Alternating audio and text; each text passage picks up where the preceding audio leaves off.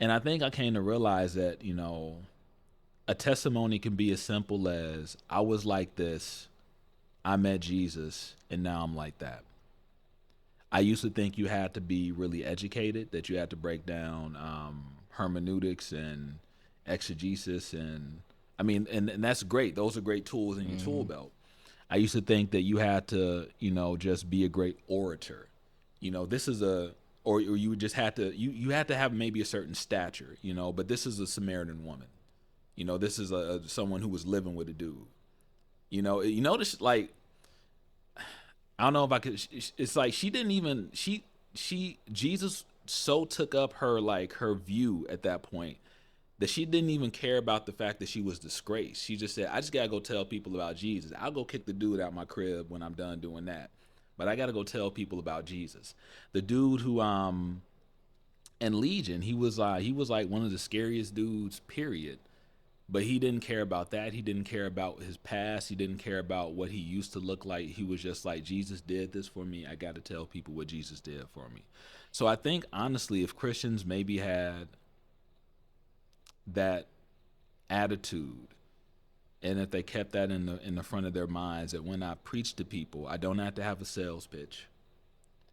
I don't have to try and convince them of anything. We could just be having a conversation, and somebody can mention like, man, I drink too much.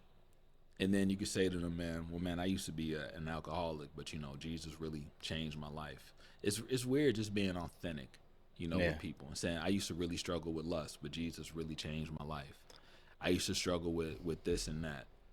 I mean, like, why not just be honest with people, like in your story, you know? Yeah, there was like you said, man, you don't need to be able to break down everything or even understand everything about what just happened to you.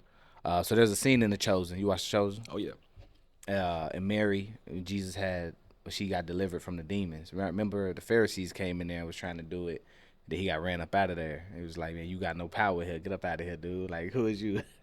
And though he seen her like days later, and so and she was fine. She was up walking around. She was clean, and he was like, I know you. And she was like, I don't know what you're talking about. I don't even remember you. Um, and what he say? He was just really impressed by that she was healed, that she was whole again, and he would start asking all these questions. And she was like, all I could tell you is I was one way, and now I'm this way. I don't know the man. I don't know his name, but that's what he did for me. And it was so simple. In the Pharisee, he was just like blown away. He was just like, he thought it was something he did. He was like, "How long after I left did you change?" And she was yeah. like, You ain't do "It nothing for wasn't me. nothing you did, fam." He was like, "What?"